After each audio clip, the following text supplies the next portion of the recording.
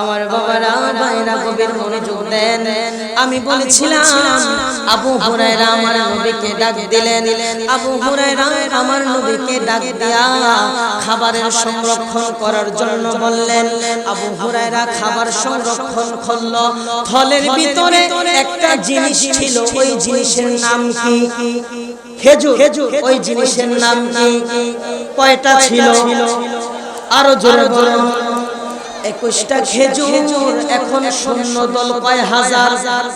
30,000 সৈন্য দল। 21টা খেজুর দিয়া আমার নবী মেহমানদারি করাইতে পারবে কি পারবে না? দুই হাত তুলে বলুন, পারবে কি পারবে না?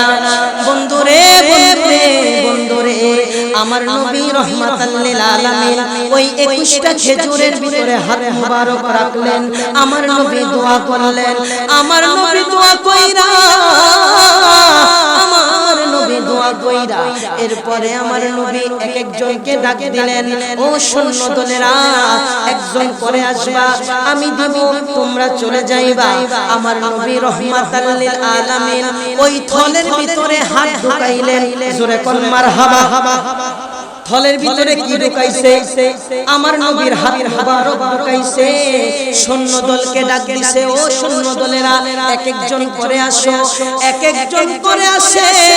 আমার নবী রহমাতাল লিল আলামিন ওই থলে থেকে মুষ্টি মুষ্টি কইরা এক একজনকে খেজুর দেয়। এক একজনে খায়, তৃপ্তি পুরায়া খায়। ওই সৈন্য দলেরা সাহাবীরা বলে, আমরা তৃপ্তি পুরায়া খেজুর খাইলাম, আমাদের পেটগুলো ভরে গিয়েছে, আমরা তৃপ্তি পুরায়া খেজুর খেয়েছি। এইভাবে একজন নয়, দুইজন নয়, তিনজন নয়, আয় হায় 500 জন নয়, 500 জন নয়, 600 জন নয়। আমার নবী রহমাতাল লিল আলামিন 21টা খেজুরের দিয়া আমার নবী 30,000 সৈন্যরে আমার নবী মেহমানদারি করাইলেন। জোরে বলেন ইয়া রাসূলুল্লাহ। এইবার আমার নবী 21টা খেজুর দিয়া 30,000 সৈন্যরে মেহমানদারি করাইলেন। আপনারা জবান খুলে বলুন, আমার নবী পারে কি পারে না? আরো জোরে কোন পারে কি পারে না? এই ক্ষমতা, এই পাওয়ার দিয়েছেন কে? আরো জোরে কোন কে দিয়েছেন? আল্লাহ দিলে মোল্লার কোনো সমস্যা আসেনি? আরো জোরে কোন আছে? হায় হায়। এরপরে আরো আশ্চর্যকর ঘটনা, গভীর মনোযোগ দেন আমার বাবারা। আমার নবী রহমাতাল লিল আলামিন 30,000 সৈন্যরে ওই থলে থেকে মুষ্টি মুষ্টি খেজুর দিয়া 30,000 সৈন্যরে মেহমানদারি করাইলেন। কেমন আশ্চর্যের ঘটনা! আমার নবী 30,000 সৈন্যরে মেহমানদারি করায়া ওই থলের ঢাকনাটা যখন খুললেন, দেখতে পাইলেন ওই 21টা খেজুর থলের ভিতরে তখনও বিদ্যমান ছিল।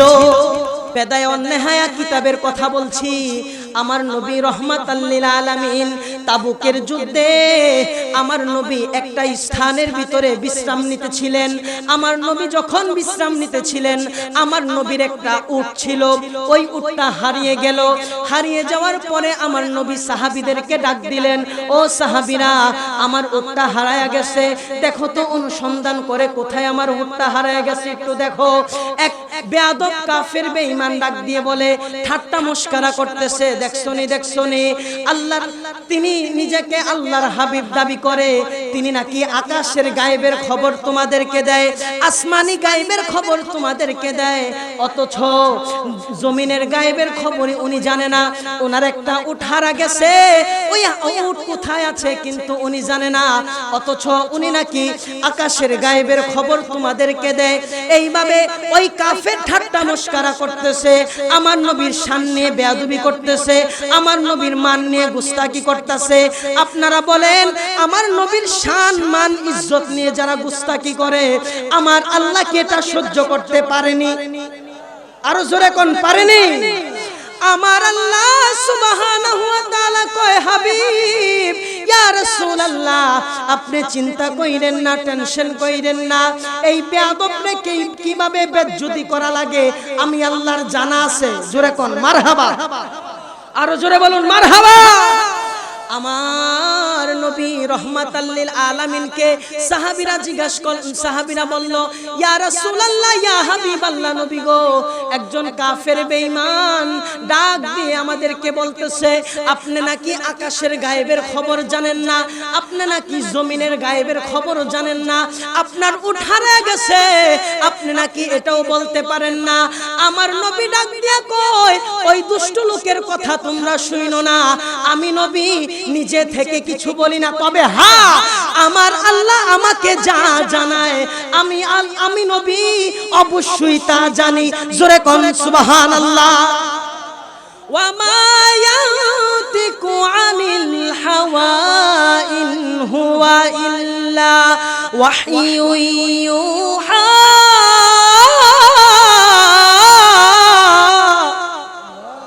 আর জোরে কোন আল্লাহু আকবার। আমার নবী নিজে থেকে কিছু বলে না, ডাইরেক্ট সরাসরি ওহির মাধ্যমে কথা বলে। কথা বলেন ঠিক কিনা? এই জোরে বলুন না ঠিক কিনা বাবারা আমার। আমার নবী ডাক দিয়ে বলে, ও সাহাবীরা, এই দুষ্ট লোকের কথা তোমরা শুনো না, আমার আল্লাহ আমাকে যা জানায় আমি নবী তা অবশ্যই জানি। ওই বেয়াদব বলেছে আমি নাকি জমিনের গায়েবের খবর জানি না, তবে হ্যাঁ ও সাহাবীরা তোমরা শুইনা রাখো, তোমরা যাইনা রাখো, এই ময়দানের একটা স্থানের ভিতরে একটা গাছ আছে, ওই গাছের ভিতরে উটের রশি পেঁচিয়ে ওই জায়গায় উটটা আটকায় আছে, তোমরা যাও গিয়ে দেখবা আমি নবীর কথার সাথে কথা মিলে কিনা। জোরে কোন মারহাবা। সাহাবীরা চলে গেলেন, একটা ময়দানে গেলেন, ওই ময়দানের ভিতরে একটা গাছ পাইলেন, ওই গাছের ভিতরে উটের রশিটা পেঁচায়া উটটা আটকায় আছে। আমার নবীর জমিনের ইলমে গায়েব প্রকাশ হয়ে গেল। যখন উটটা লয়া সাহাবীরা আমার নবীর কাছে আসলেন, ওই কাফের বেঈমান ওই জায়গায় ছিল। সে যখন দেখতে পাইল আমার নবীর জমিনের গায়েব প্রকাশ পেয়ে গেল, আমার নবীর ইলমে গায়েব প্রকাশ পেয়ে গেল, ওই বেঈমান যে মরে যাওয়া অবস্থা, কি করবে দিশা বুদ্ধি পায় না। হায় হায়, আমি তো নবীকে চিনি নাই, আমি তো নবীকে চিনি নাই, উনি তো সাধারণ কোন নবী না। হায় হায়, আমি কি করলাম? আমি নবীর শানে গুস্তাখি করলাম, আমি নবীর শানে বেয়াদবি করলাম। না না না, আমার এই জীবন রেখে কি লাভ? হায় হায়, আমি কি করলাম? এইভাবে আফসোস করতে করতে তার অবস্থা পুরো খারাপ, সে মরে যাওয়া অবস্থা, কোনো কিছু দিশা বুদ্ধি না পাইয়া ওই কাফের বেঈমান আমার নবীর কদমে লুটে পইরা বলে, ইয়া রাসূলুল্লাহ, নবী গো, ও মায়ার নবীজি, দয়ার নবীজি, আমি ভুল করেছি, আমি ভুল করেছি, আমি অন্যায় করেছি। ইয়া রাসূলুল্লাহ, ইয়া হাবিবাল্লাহ, আপনি আমাকে ক্ষমা কইরা আমি কাফেরকে ঈমানদার বানায়া দেন। আমার নবী সাথে সাথে কলমা পড়ায়া ওই কাফেরকে ঈমানদার বানায়া দিছে।